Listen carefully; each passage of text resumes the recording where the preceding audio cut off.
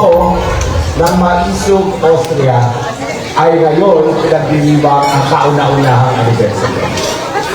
Kasama po ako ni Tatay Digong nung linunsad namin ang Maisog buwan ng Enero 2024. Importante po, sabi ni Tatay Digong, na magsimula na isang social movement para labanan ang mga puwersa ng kadiliman na kinikilala sa pangalang Bangag sa kanilang pagtangka na manatili sa posisyon gaya ng ginawa ng kanyang amang diktator.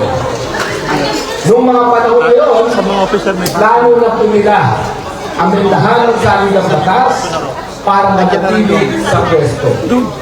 Tatanggalin po nila ang Senado, gagawin nilang parlamento, tatanggalin ang term limits, at magpapasasa sa pwesto till kingdom come. Hindi pa po sapat, nandinsan na sila ninakawan ang kapanang bayan. Hindi pa po sapat na 20 anyos na nilang ginawa yun. Gusto pa po nila till kingdom come na pagpiestahan ang kaban ng taong bayan. Ang sagot ni Tatay Digong, nalaban tayong mga mamamayan sa pamamagitan ng maisog. Kailangan lahat tayo maging maisog, panindigan ang saligang batas at panindigan ang inang bayang Pilipinas. Ang kinalulungkot ko lang po, dumating ang Enero 2025, hindi po kami nagkaroon ng ganitong selebrasyon sa maisog sa Pilipinas. Pareho na po kami na nawala sa Pilipinas noong 2025 at alam na po natin na nangyari. Pinatupad na ng puwersa ng kadiliman ang kanilang plano, pinakulong si Tatay Digong para mawala ang pinakamalaking palakid sa kanilang kagustuhan na manatili sa pwesto, at ngayon pilit na pinatatanggal si Inday Sara sa pamamagitan ng impeachment. Plano po nila na kapag napatanggal si Inday Sara, papatawa ng parusang permanent disqualification for public office. Kaya ang gusto nila mangyari, hindi makatakbo si Inday Sara sa 2028. Ang tanong, 2028 na nga lang na nagbibigay sa atin ng pag-asa. Papayag ba kayo na walang Inday Sara Duterte sa balota? O hindi? Papayag ba kayo magpasasa sa pwesto ang isang bangag at ang isang kurakot sa ating pamahalaan? Papayag ba kayo na mananahimik tayo sa kabila ng paglalamo nila ng kaban ng bayan? Papayag ba kayo habang ang Pilipinas pinamumuluan ng isang bangag? Kaya nga po nagagalak ako sa samahan na nakikita ko dito sa Maisog. Napakatindi po ng parating pa nating away. Ito po ay away sa panig ng kabutihan at panig ng kasamaan. Huwag po kayong magkaroon ng kahit anong maling paniniwala. Madugo po itong laban na ito. Dahil habang sila manatili sa pwesto, tayo naman ipaglalaban natin ang ilang bayan. Ulitin ko lang po, ang nais ni Tatay Digong, protektahan ang saligang batas, itaguyod ang pangnasyonal na interes. Wala po siyang kagustuhan na siya ay sambahin. Wala po siyang kagustuhan na siya ay ibinuhin.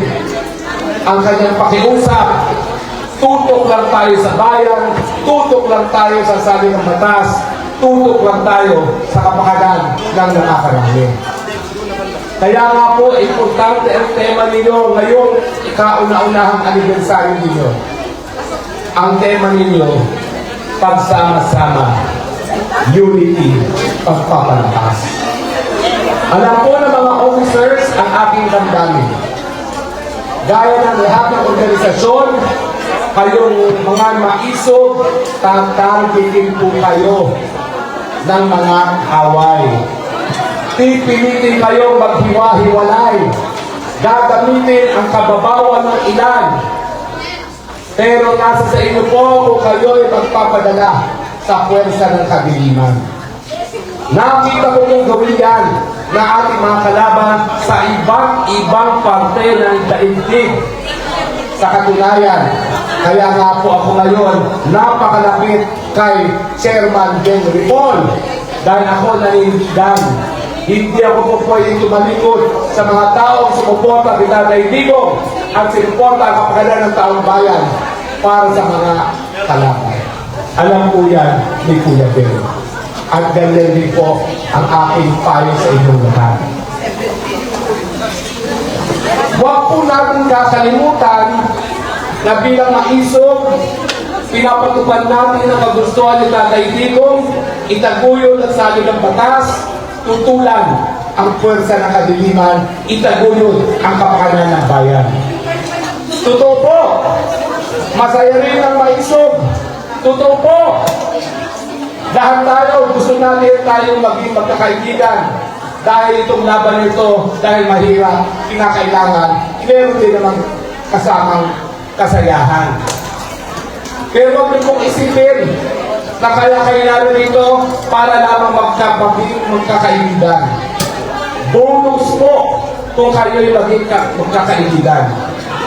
Ang kalaban po natin buong buo.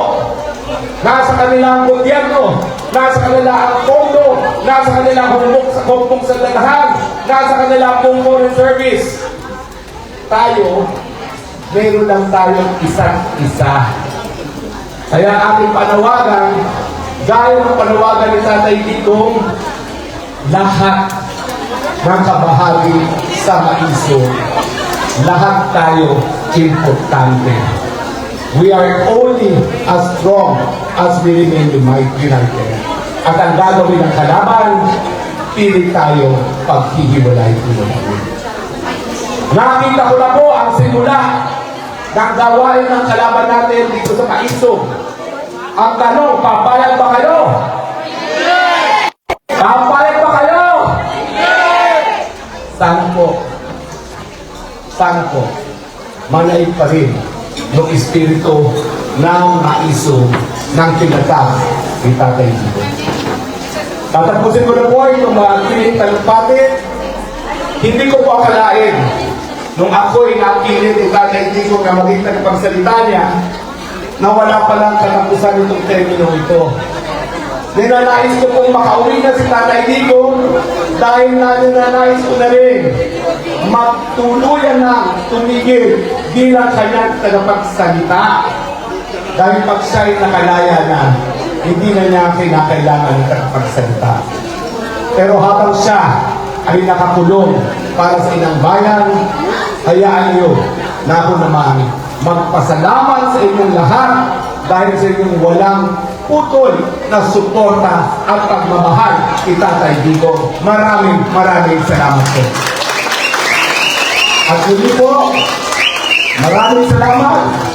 Mabuhay po ang bansang Pilipinas. Mabuhay po si Tatay Digong. Mabuhay po si Inday Sara Duterte.